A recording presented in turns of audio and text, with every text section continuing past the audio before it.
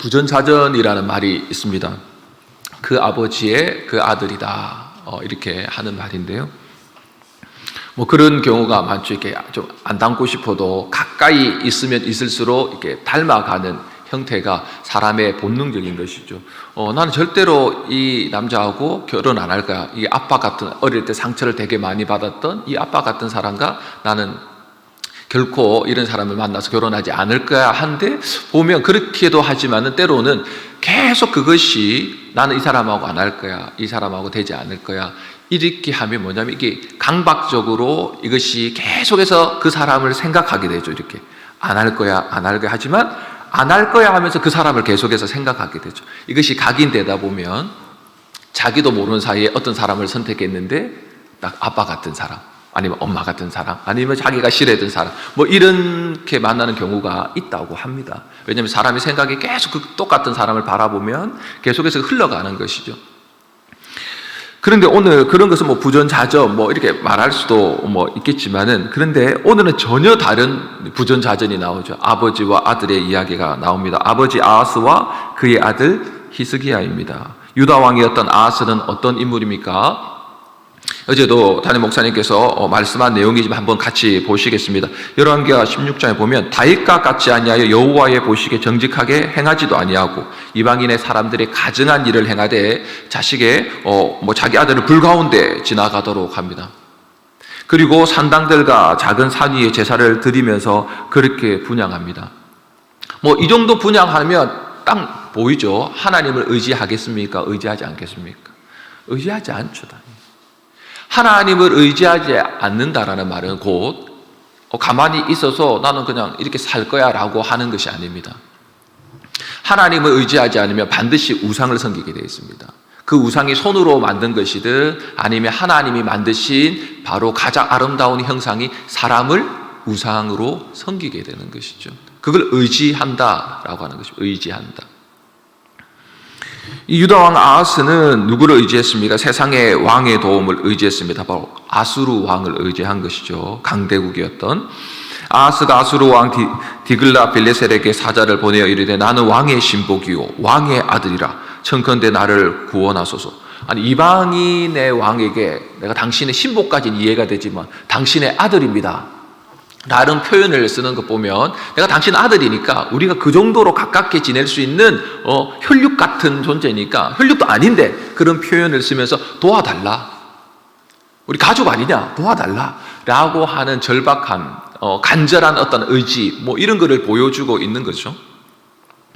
이게 바로 유다 왕이었던 아하스 왕의 모습이었습니다.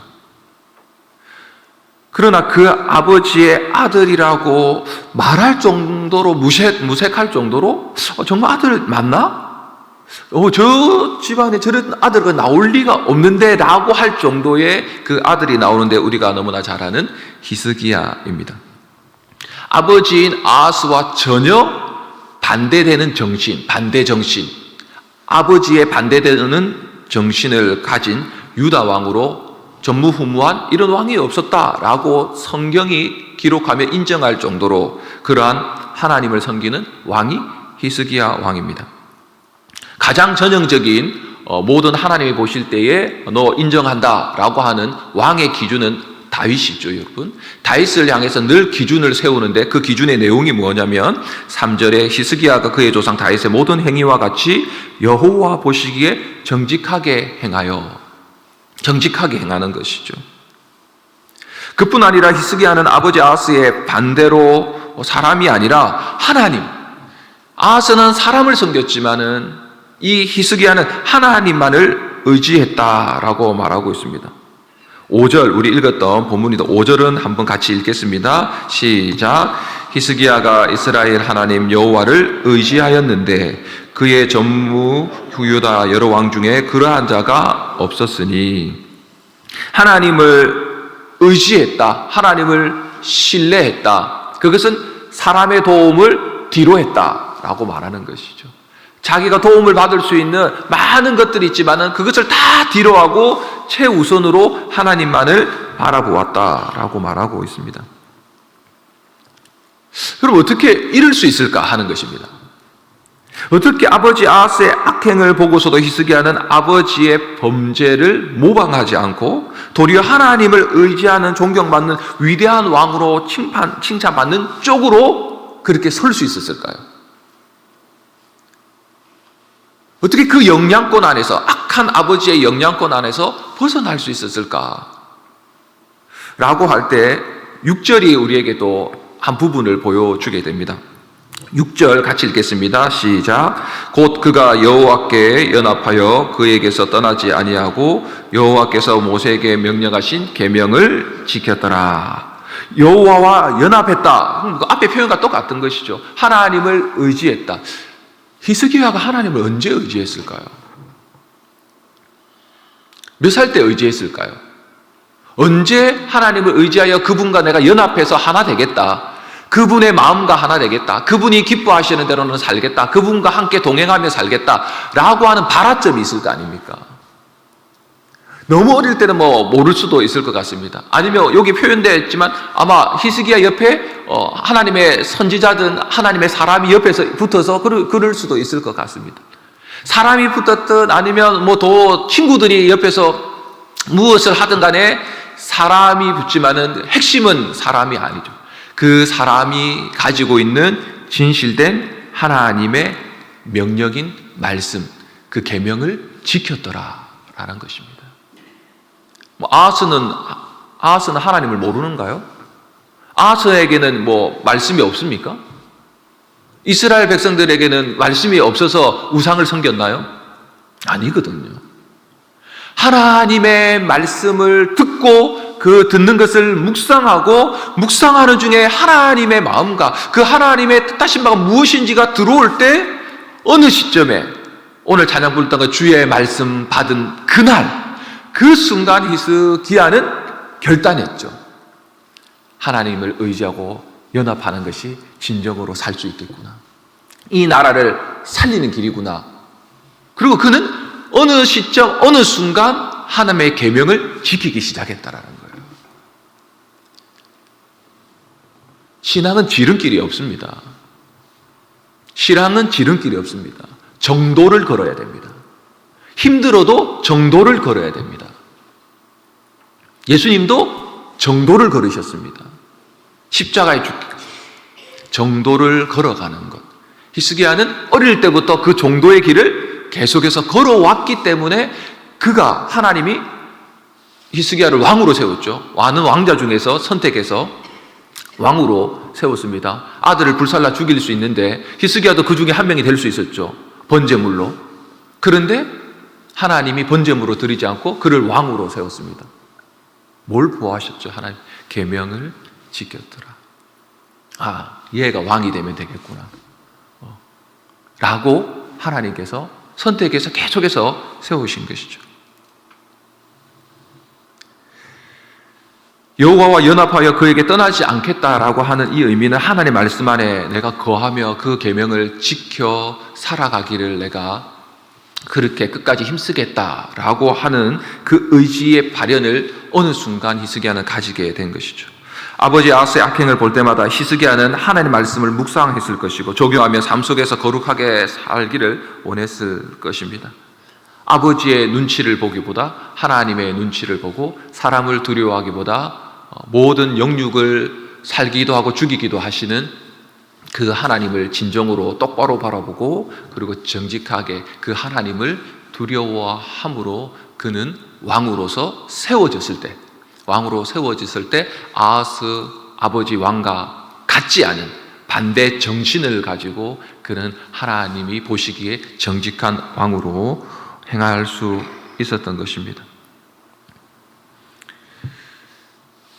히스기야는 하나님을 참 아버지로 여기며 섬길 때에 하나님께서 늘 자신의 의지하는 모든 믿는 자에게 주시는 놀라운 은혜들을, 함께 하시는 은혜들을 히스기야는 경험하게 됩니다. 7절의 말씀, 여호와께서 그와 함께 하심에 그가 어디로 가든지 형통하였더라. 저가 아수르 왕을 배반하고 섬기지 아니하였고. 단순하게 하나님의 말씀을 계명을 지키는 자에게는 계명을 지켰구나, 너 잘했다, 왕 되라, 왕이 돼서 끝나는 게 아니죠. 왕으로서의 통치하고 다스려야 되는 그런 능력과 지혜와 이 모든 것들이 필요한데 하나님의 계명은 왕이 되어서 지켜가는 것이 아니고 이미 하나님의 계명을 지키며 의지하며 연합했던 히스기야는 왕이 되었을 때 비로소 하나님을 경험하게 되죠. 여호와께서 그와 함께 하심에 그가 어디로 가든지 형통하더라. 어디서 많이 들어본 구절 아닙니까, 여러분? 다윗이 왕이 되어서 다윗이 어느 곳에 가든 간에 전쟁을 치를 때마다 하나님께서 그와 함께 하심으로 그가 어느 곳에 가든지 형통하였더라, 이겼더라. 다윗과 똑같지 않습니까? 하나님께서는 히스기야와 함께 해주십니다. 우리가 하나님을 의지하고 연합하여 하나님의 말씀의 계명을 묵상하고 지킨다라는 것은 하나님께서 내가 너와 함께함으로 네가 교회당에 있든지 집에 가든지 일터에 있든지 기쁜 일을 당하든지 슬픈 일을 당하든지 어느 곳에 가든 간에 너는 내가 함께함으로 형통하게 될 것이다 라고 하는 것이죠. 하나님께서 함께해 주심으로 히스기야는 모든 일을 담대하게 행하고 지혜롭게 행하고 형통한 왕이 되었습니다. 그리고 히스기야는 아수르라는 강대국, 자기를 점령하며 다스릴 수 있는 그 왕에 대해서도 배반할 수 있는 담대한 용기가 생겨났습니다. 세상과 타협하지 않는, 세상의 연줄을 끊어내고 오직 하나님만으로 충분하다라고 말할 수 있는 그러한 담대함이 히스기야에게 있었습니다. 뭘로 있었습니까? 하나님의 말씀의 능력으로 그렇게 될 수 있었습니다. 아버지로부터 똑같은 아버지와 닮지 않는, 그 아버지를 닮는 게 잘못된 게 아니죠. 아버지가 행하는 악행, 범죄, 하나님 보시기에 정말 벌 당할 수밖에 없는 그 모습을 따라가지 않았다라는 것입니다. 우리도 가정 안에 잘못된 모습들, 여러 가지 가까이 주변에 이 사람 곁에 가지 말아야지, 여러 가지 모습들도 있습니다. 닮아가는 모습들도 있습니다. 잘못된 영향 아래서 있을 수도 있습니다. 세상이 그렇죠. 수많은 이야기들 속에서 우리의 생각들도 세상의 어떠한 세속적인 것에 물들 수가 있습니다. 근데 우리가 거기에 물들지 않고 늘 오늘도 반대 정신으로 살아갈 수 있는 능력이 있습니다. 그것은 하나님의 약속의 말씀을 다시 믿는 것입니다. 하나님의 약속의 말씀을 내 안에 채우는 것입니다. 내게 주신 하나님의 약속의 말씀을 가지고 기도하고 하나님의 약속의 말씀을 가지고 찬송하고 그 하나님의 약속의 말씀을 가지고 작은 것부터 순종하며 실천하며 나아가는 것입니다. 그리고 하나님이 내 안에 계시고 나와 함께 하시구나. 그것이 우리는 세상에 물들지 않는, 세상을 거절하고 세상에 떠내려가지 않는 그러한 하나님의 사람으로 하나님의 보시기에 하나님만을 의지하고 연합하는 히스기야 왕 같은 그러한 정신, 거룩한 정신을 가지고 우리는 또한 승리하는 하루가 되는 것입니다. 하나님의 말씀만으로 충분히 어떤 저주라도 복이 되어질 수 있습니다. 어떤 저주라도 끊어내고 뒤집어 엎을 수 있습니다. 다시 역전할 수 있습니다. 그것이 하나님의 복음 아닙니까? 복음만이 변하게 해주는 것이죠. 사람과 장소를 불문하고 나는 안 돼. 이런 환경에서 자랐는데, 이런 집에 자랐는데, 이렇게 됐는데 절대로 바뀌지 않아. 어쩔 수 없어. 라고 하는 이 모든 것마저도 변화시키는 것이 바로 하나님의 말씀, 곧 하나님의 복음입니다. 우리 빌레몬서 1장 10절 11절 말씀, 오늘 날주의 말씀입니다. 빌레몬서 1장 10절 11절 말씀입니다.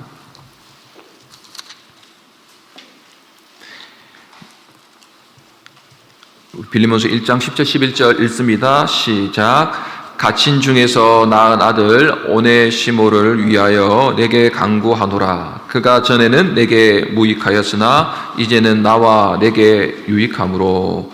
감옥에 갇혀 있을 때입니다. 갇힌 중에, 그러니까 사도 바울이 뭐라고 합니까? 오네시모가 낳았다. 사람이 남자가 무슨 아들 낳겠습니까? 영적인 아들이 태어났다. 감옥 안에서 이 얘기하는 겁니다. 이 오네시모는 노예입니다. 주인 빌레몬에게 무슨 이유든 도망쳐서 로마에 왔다가 이 감옥에 갇히게 되는데, 감옥에 갇혔을 때 누구를 만납니까? 사도 바울을 만납니다. 감옥에서도 얼마나 복된 만남을 만납니까? 감옥에서도. 그 감옥에서 사도 바울을 만나는데 그 바울로부터 뭘 들었을까요? 바울이 뭘 얘기했을까요? 하나님의 복음을 얘기했겠죠. 늘 사도 바울은 감옥에 갇혔을 때 그 감옥에 갇힌 중에도 내가 복음 전파의 진전을 이룬다라고 할 정도로 그는 어느 장소든 상관없이, 누구는 상관없이 복음을 전했을 것입니다. 그 하나님 나라의 복음을 듣자 오네시모가 그 감옥에서 회심했습니다. 거듭났습니다. 중생되었습니다. 그 정도뿐만 아니라 이 오네시모가 이 바울의 그걸 듣고 완전히 새로운 사람이 됐어요. 왜냐하면 사도 바울이 그걸 증명하는 거예요. 내가 감옥 중에서 낳은 아들이다라고 표현을 합니다. 자기 아들처럼. 디모데에게 아들이라고 표현하거든요.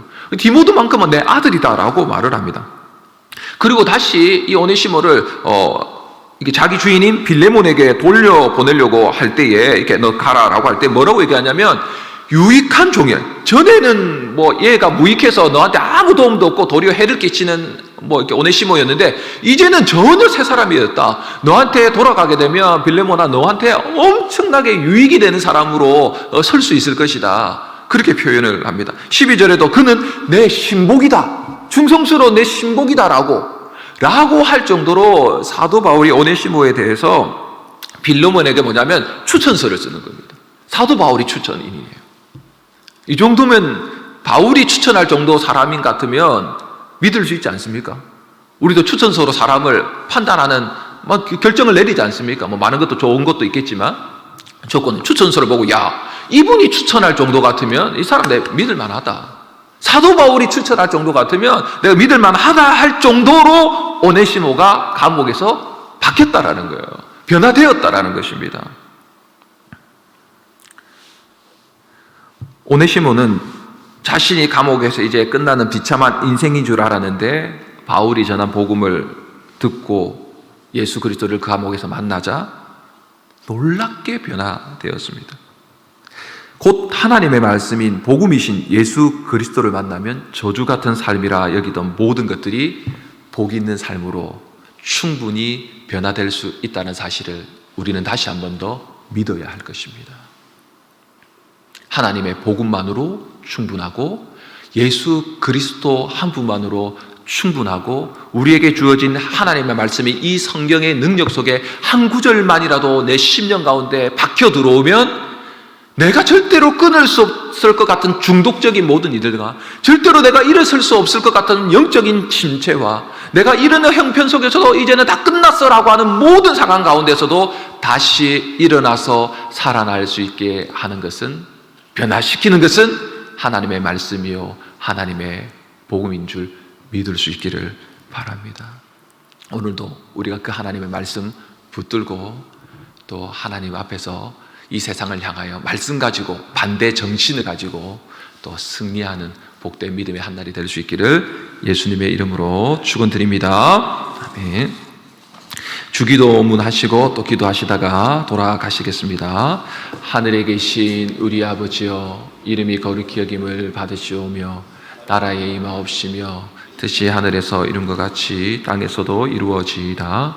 오늘날 우리에게 일용할 양식을 주옵시고 우리가 우리에게 죄진 자를 사하여 준 것 같이 우리 죄를 사하여 주옵시고 우리를 시험에 들게 하지 마옵시고 다만 악에서 구하옵소서. 대개 나라와 권세와 영광이 아버지께 영원히 쌓온나이다. 아멘.